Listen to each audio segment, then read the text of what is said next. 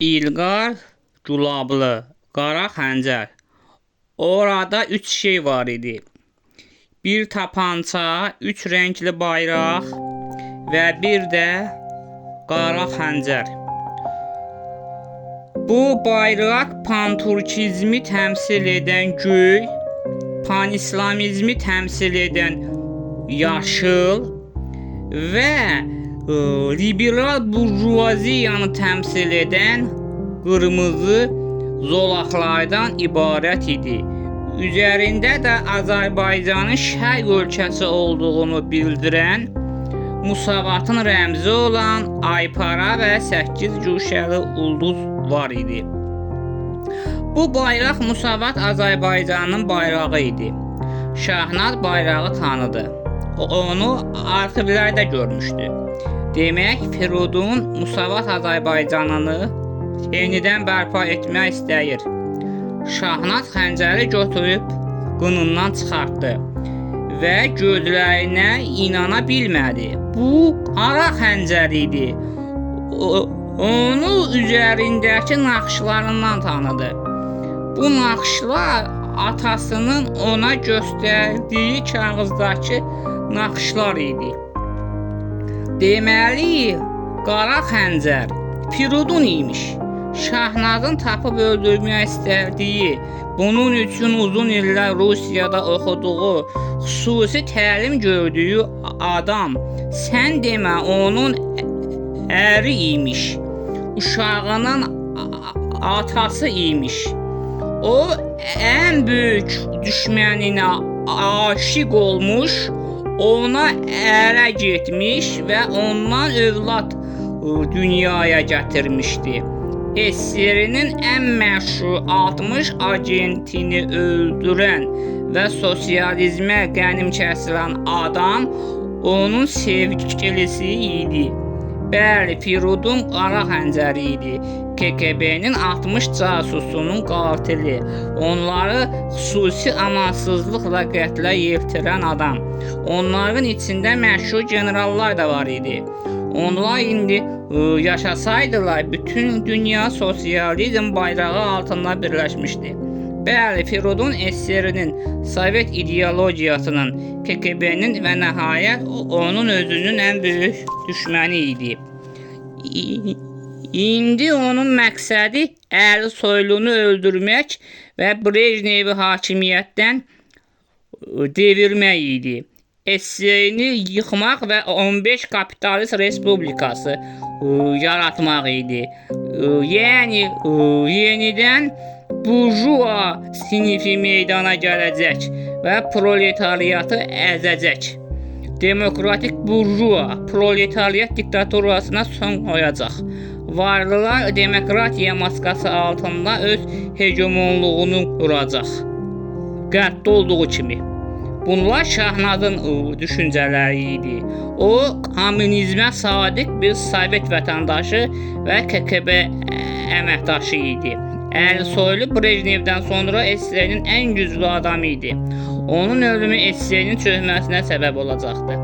Şahnaz hönkür-hönkür ağlayır və Firudunu ilk tanış olduqları günü, sonra isə Bakıdakı gəzdikləri yerləri, ayrıldıqların, yenidən qovuşduqların, evləndiklərini, övlad sahibi olduqlarını və Almaniyadakı gözəl günlərini gözünün önünə gətirdi. Görən məni ürəkdən sevir, yoxsa məndən öz məqsədinə çatmaq üçün istifadə edib, deyə öz-özünə düşündü. Birdən o ayağa durdu. Yox, mən ondan bunun keyfini çıxacam. Onu öldürüb böyük vətənimiz SSR qarşısında olan öhdəliyimizi yerinə yetirəcəm. Onsuz da mən onu öldürməsəm, o SSR-ni dağıdacaq. Onda da burjua sosializmə qalib gələcək və cəmiyyət varlı və kasıblara bölünəcək. Bunun qarşısını mütləq almalıyam. Elədiyim səhvi öz əlimlə təmizləməliyəm. Yoxsa ailəm və yoldaş Əli-soylunun yüzünə necə baxaram? O qara xəncəri götürüb evə gəldi. onu öz silahı ilə öldürmək qərarına gəldi. O bu xəncərlə qurbanlarını öldürürdü. Mən də onu bu xəncərlə öldürüb o adamların intiqamını alacağam deyə düşünürdü. Sonra da başını kəsib torbaya qoyub əli soyluya aparacağam deyirdi öz-özünə. O yavaşca yataq otağına girdi.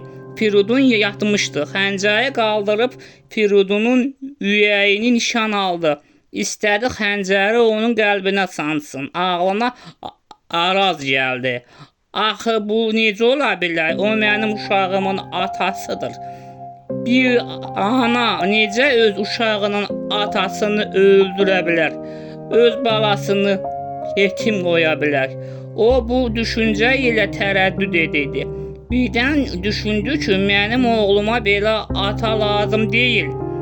Təkrar xəncəri qaldırıb onun ürəyinə soxmaq istədi. Ancaq yenə ürəyi gəlmədi. Birdən ağlına onunla birgə keçirdiyi günlər gəldi. O günləri xatırladı. Onu sevirdi. Firidun onun ilk və son məhəbbəti olacaqdı. Bəli, ona nifrət edirdi, amma həm də onu sevirdi. Onun nifrəti ilə məhəbbəti bir-birinə qarışmışdı. Əlləri əsirdi. Yox, o mənim düşmənimdir. Əqidəm məhəbbətimdən də, övladımdan da üstündür. Ərim də, oğlum da əqidəmə qurban olsun deyirdi öz-özünə. Üçüncü dəfə cəhd etdi, amma yenə də əli gəlmədi. Ər və övlad sevgisi əqidə sevgisinə qalib gəldi. Vicdanı əl vermədi. O xəncəri aparıb ər evindəki qutuya qoydu. Sonra gəlib yerinə girib yatdı. Bu məsələni başqa cür həll etməyə qərar verdi. Hava işıqlanan kimi Şahnaz durub hər şeyi hazırladı. Firidun yuxudan durub paltarını geyinib əl-üzünü yuyub süfrəyə oturdu. Şahnaz nə isə onun gözünə biçib dəyirdi. Soruşduqda o onun getməyinə pis olduğunu dedi. Firidun onu bağrına basıb üzündən öpdü. Sevgilim, darıxma, bir-iki günə gələcəm. Görüm anam necədir, qaydacam. Nə deyirəm, tez get, tez də gəl. Sizin üçün gələndə nə alam, sağ ol. Mən İranda nə var bilmirəm, özün bilərsən. Nəhayət vaxt gəlib çatdı, onlar görüşdülər. Firidun taksi ilə hava limanına getdi. Öz maşınını evində qoydu. O evdən çıxan kimi Şahnaz telefonunu götürüb dediyi gizli nömrəyə zəng etdi. Onun vasitəsilə əli soylunun telefonuna çalandı və onlar danışdılar. Şahnaz bildiyi hər şeyi əli soyluya danışdı. Firidun əl evindəki qutunu da götürmüşdü. O hava limanında Səid ilə görüşdü və birlikdə təyyarəyə minib Tehrana uçdular. Əvvəlcə Mr. John'un yanına gedib hər şeyi danışdı. Mr. John da bütün respublikalardakı gizli qruplara xəbər göndərib hazır durmalarını tapşırdı. Firidun da Tehrandan Ərdəbilə uçub oradan da Savalan dağlarını aşıb Lerik rayonuna gəldi. Firidun və Səid birlikdə Bakıya gəlib bir qrup adamla birlikdə bir kənddə gizli bir yerdə görüşdülər. Səid əslən Lerik rayonundan idi. Atası qaçaqmalçılıqla məşğul idi. İrandan mal gətirib gizli satıb varlanmışdı. Əslində kasıb bir ailə idilər, amma qaçaqmalçılıqla varlanıb milyoner olmuşdular. Ancaq var dövlətlərini Sovet hökumətindən gizləmək üçün KGB ilə razılaşıb orada zavodlar, fabriklər açıb işlədirdi. Onun Bakının kəndlərindən birində gizli villası var idi. O orada ailəsi ilə birgə yaşayırdı.